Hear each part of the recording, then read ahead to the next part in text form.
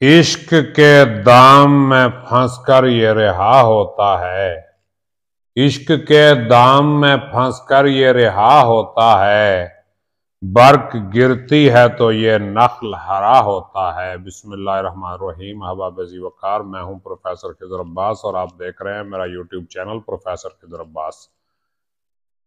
آج کل میں اپنے چینل پہ علامہ اقبال کے کلام کی شرح پیش کر رہا ہوں، تو آج علامہ اقبال کی نظم دل کی تشریح پیش کرتا ہوں۔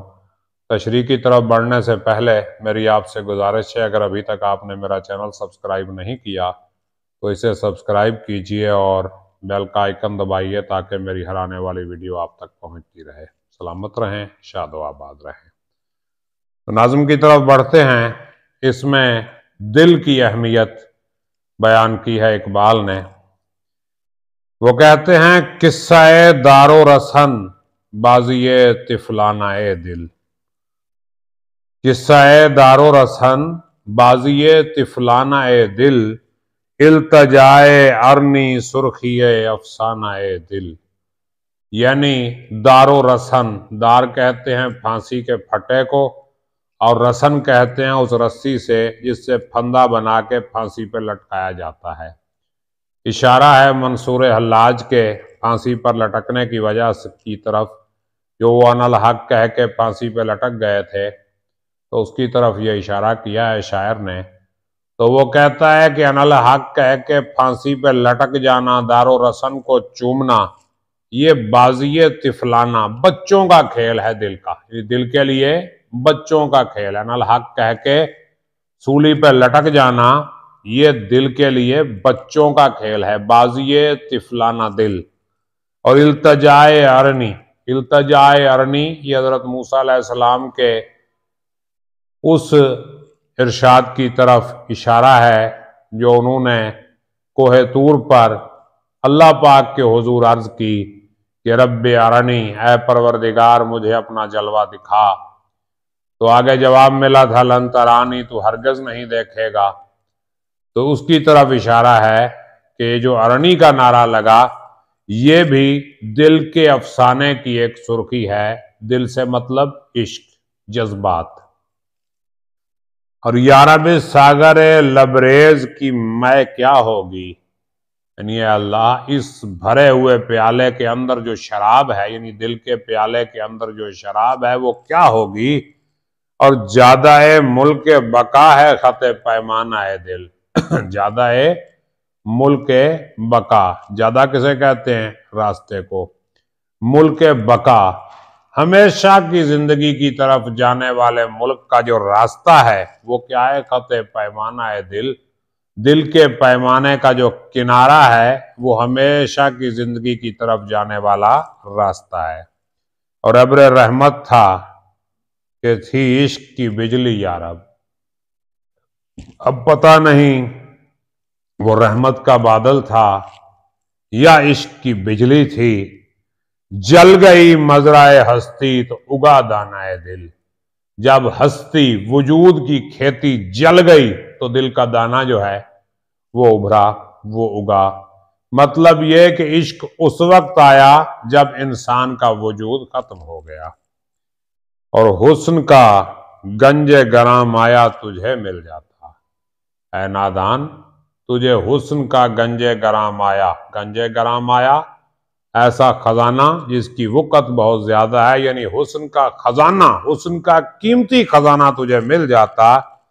تو نے فرہاد نہ کھودا کبھی ویرانہ دل۔ فرہاد کو مخاطب ہو کے اقبال کہہ رہے ہیں کہ اے فرہاد، تو اپنے محبوب کی خاطر پہاڑوں میں نہر بناتا رہا لیکن دل کے ویرانے کو نہیں کھودا۔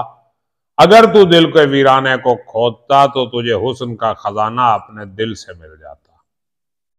اور عرش کا ہے کبھی کعبے کا ہے دھوکہ اس پر، دل مجھے کبھی عرش لگتا ہے کبھی کعبہ لگتا ہے۔ عرش کا ہے کبھی کعبے کا دھوکہ اس پر، کس کی منزل ہے الہی میرا کاشانہ دل۔ یعنی میرے دل کا جو ٹھکانہ ہے وہ پتہ نہیں کس کی منزل ہے۔ ظاہر ہے دل اللہ کا ٹھکانہ ہے، اللہ کا عرش ہے۔ وہ ایک حدیث کی طرف اشارہ ہے نا کہ قلوب المومن عرش ہے جو، عرش پروردگار جو ہے وہ مومن کا دل ہے. اور وہ ایک پنجابی کا شعر ہے نا، ٹھا دے مسجد ٹھا دے مندر ٹھا دے جو کچھ ٹھیندا پر بندیاں دا دل نہ ٹھاویں رب دلاں وچ رہندا. تو رب جو ہے وہ دلوں میں رہتا ہے.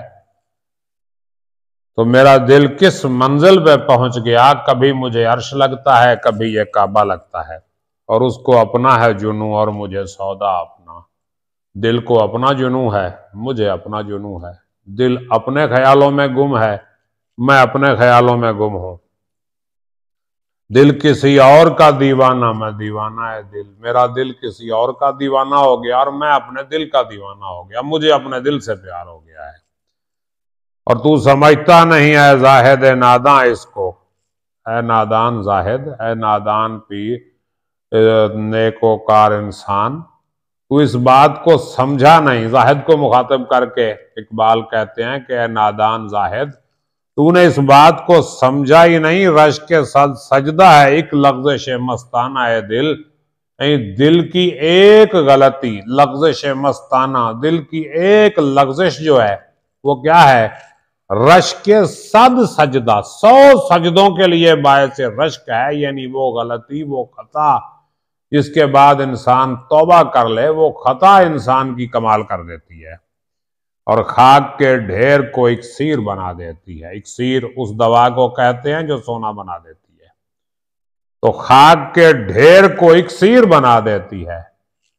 وہ اثر رکھتی ہے خاکستر پروانہ ہے دل. یعنی دل اگر پروانے کی طرح جل جائے تو اس کی جو خاک ہے، جو اس کی راکھ ہے، اس میں یہ طاقت ہے کہ وہ کیا کرتی ہے؟